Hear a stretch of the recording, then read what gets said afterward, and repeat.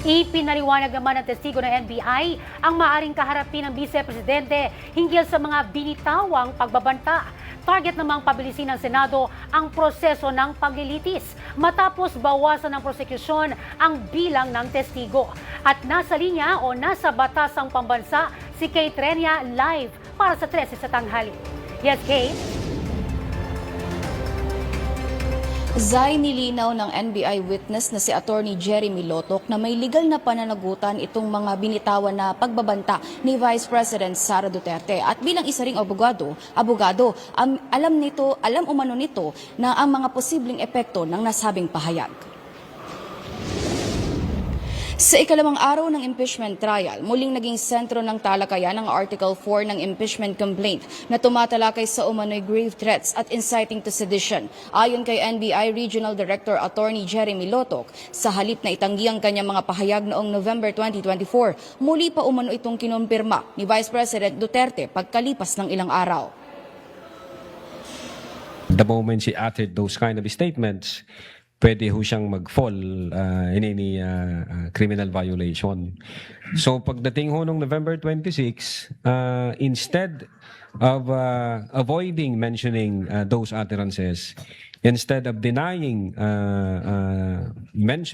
instead of denying that she made those utterances, ang sinabi po niya, ni-reiterate niya, yes, sinabi ko yan, na someone has to take revenge. Kung sakaling mangyari ito, mamatay ako.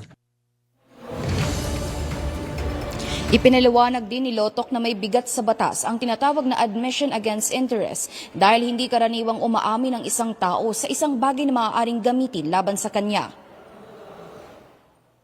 So, ano po yung diferensya at saka halaga dun sa bigat na binibigay ng batas dun sa admission against interest?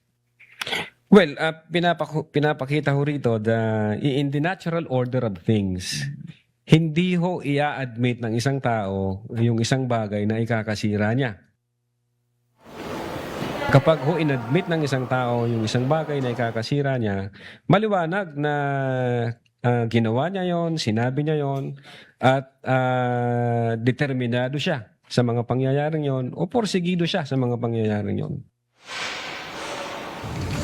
Dagdag niya, pinaparusahan ang grave threats upang mapanatili ang kaayusan at maiwasan ang takot at kaguluhan sa publiko. Samantala, pinasalamatan ni Senate President Sherwin Gatchalian at Presiding Officer Francis Escudero ang prosecution matapos itong bawasan ng mga testigong ihaharap. Hindi natatawaging testigo sina Zulaika Lopez at Belinda Bello dahil sapat na umano ang mga nahiharap ng testimonya ng mga opisyal ng NBI. Ayon kay Gatchalian, makakatulong ito sa mas mabilis na pag-usad ng paglilitis. Zay, naasahan naman ang panibagong palitan ng mga testimonya at argumento dito nga sa ngayong ika-6 na araw nitong impeachment trial habang patuloy na tinatalakay ang mga kaso na inihain laban kay Vice President Sara Duterte. At yan muna, balik muna sa inyo, Zay.